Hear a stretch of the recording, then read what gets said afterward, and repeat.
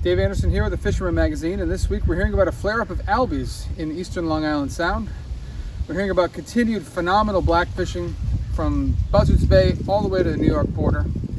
We're hearing about excellent largemouth bass fishing, especially for guys throwing big baits this week. Stay tuned for all that and more on this week's Web Fishing Forecast. The fishing news is sponsored by these fine partners.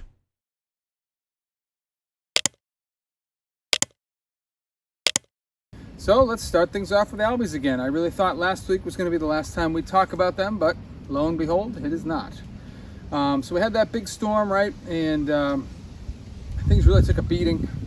Winds at 97 miles an hour out on the Cape. That's insane. But I talked to Andrew from Fisher Factory 3, and he said just the other day he saw the most albies he's seen in a long time in the Sound, somewhere central eastern Long Island Sound. And just a massive schools of these things showing up in that area.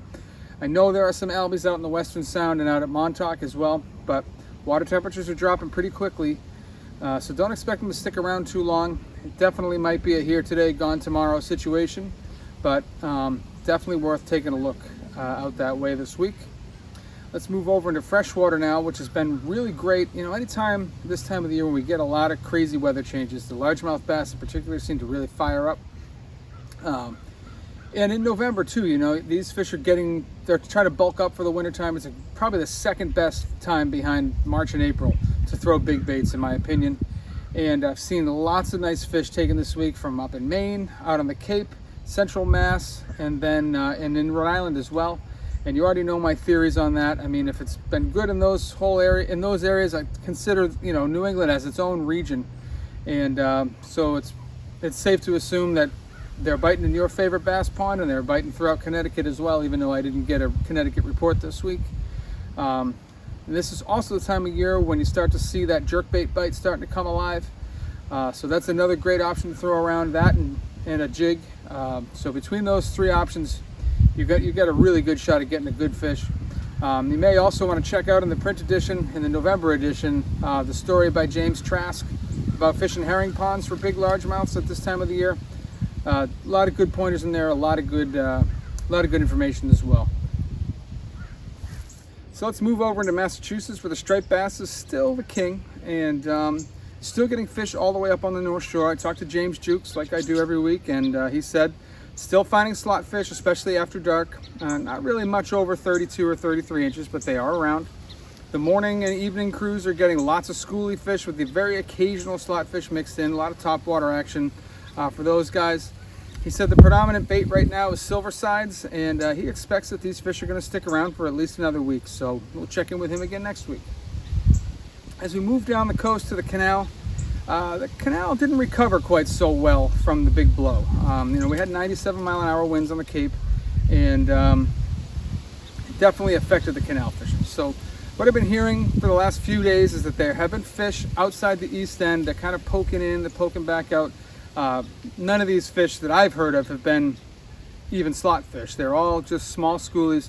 Guys throwing tins and bouncing them on the bottom, or bucktails, are getting some fish. But I still feel like there's a good shot. You know, especially with these good tides coming up as we get closer and closer to that. It's actually tomorrow, to the new moon. So I feel like in these next few days we may see some bigger fish in the canal. We'll just have to wait and see what happens there.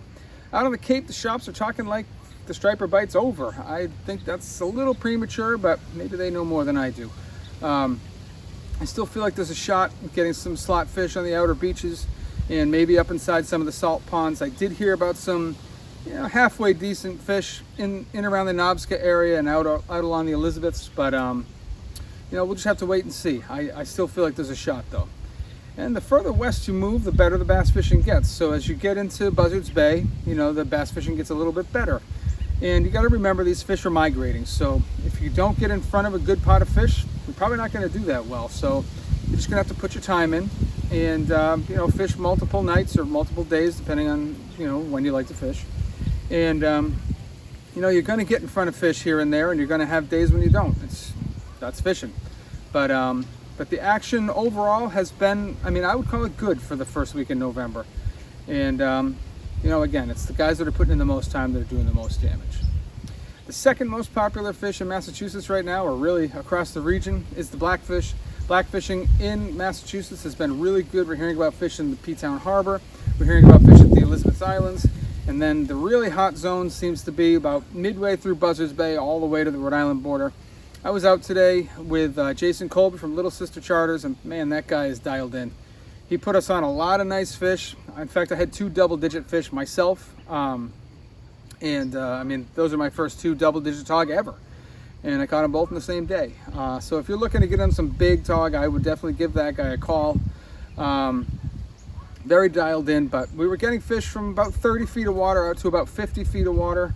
So that's the area that I would be concentrating on, and you know, just hitting every little piece of structure you can find. And some of these small pieces really hold some nice fish. And as we move over into Rhode Island, the bass fishing in Rhode Island has been very classic. It's very classic fall stuff right now. The bass fishing does seem to have recovered pretty well from the storm. It's still mostly concentrated from Narragansett out to like Napatree in that zone, the South County zone. Mix of sizes, so you're seeing a lot of schoolie action, especially in the daytime, in the evening, and in the morning. Guys fishing the breachways are getting some bigger fish, and you know, boat guys too. If you're anywhere that guys are getting some better sized fish, it seems to be, you know, migration obstacles. So it's a big point, it's a big wide corner, or it's an inlet, something that's going to concentrate fish. That's where these guys are getting most of the better fish. That's where they're finding the most consistent action. So whether you fish from the boat or the shore, that's where I'd be concentrating right now. Nighttime has definitely been better for getting bigger fish, but you know, whether you're drifting eels, throwing darters, or fishing adjacent to the inlets themselves and throwing needlefish, the bite's been pretty good. Hearing about fish up to, you know, the low 40-inch class, so maybe up to like 26, 27 pounds, probably a few bigger ones mixed in. But it's far from over in Rhode Island, and the bass fishing continues to, you know, fire along great. And tautog fishing in Rhode Island is still phenomenal. It's definitely the epicenter for big fish. We're hearing about a lot of big ones, a lot of double-digit, you know, 8, 9, 10, 11, 12-pound fish have been caught this year, and they continue to be caught this year. Same story as Massachusetts, you know, mostly in that 25 to 50-foot range. Some guys are still getting them shallower. Some guys are looking deeper and doing well there as well.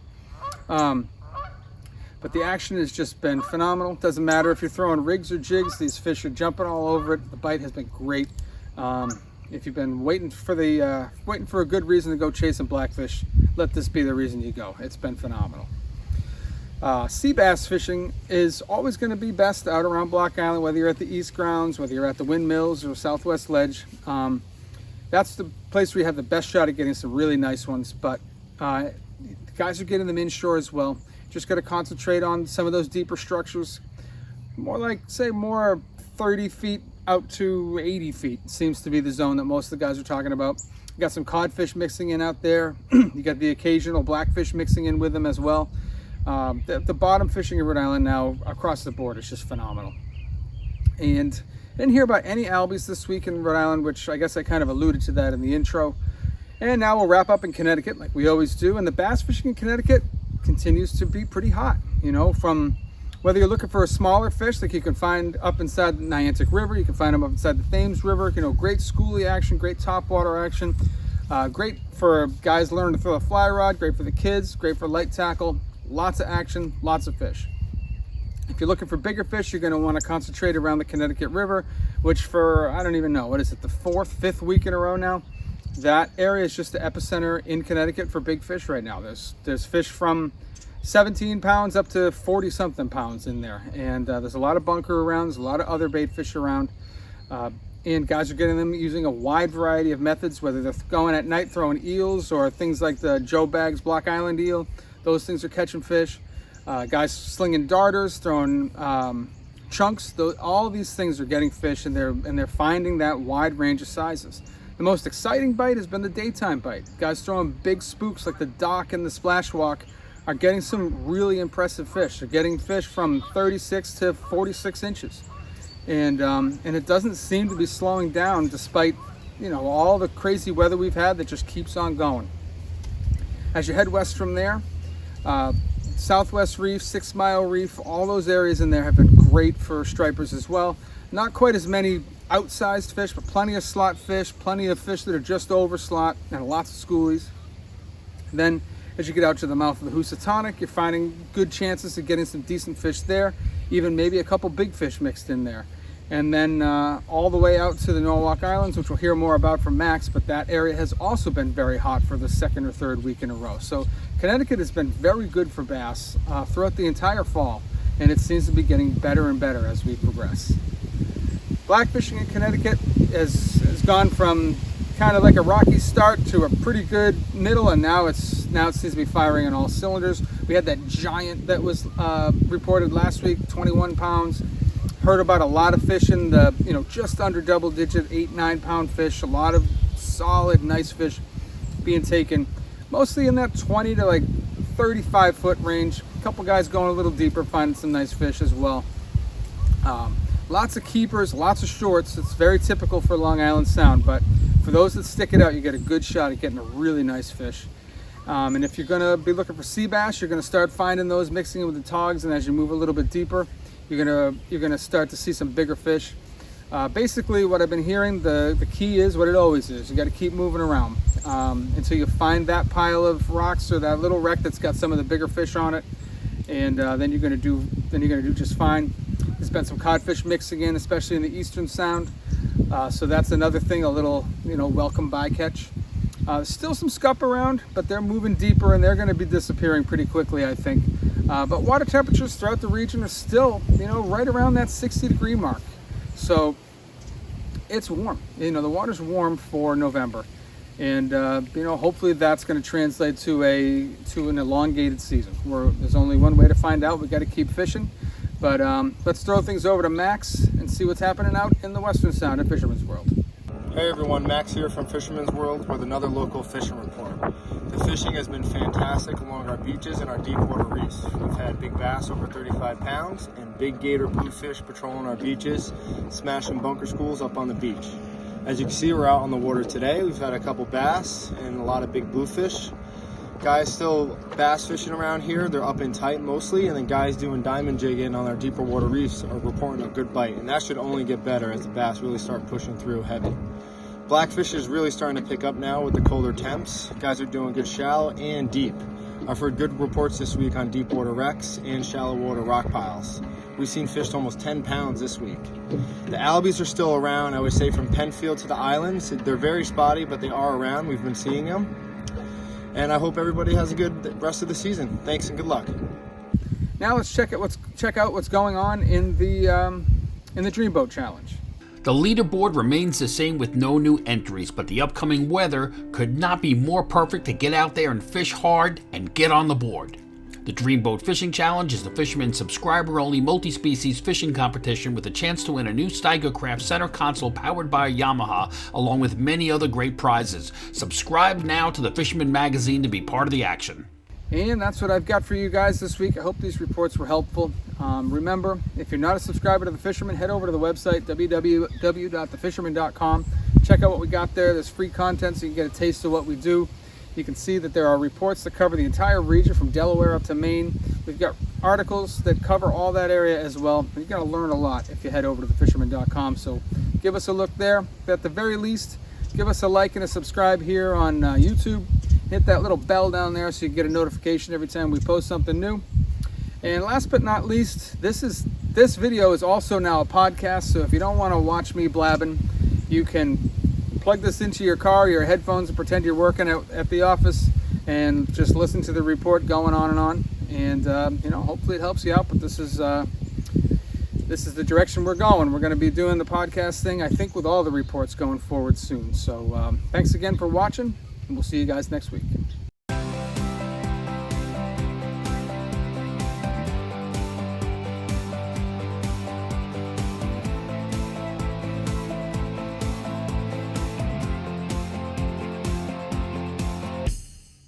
SteigerCraft boats, built by people who fish our waters. Serious anglers choose SteigerCraft for their 40 years of boat building experience right here in the Northeast and Mid-Atlantic. Visit SteigerCraft.com for a dealer near you.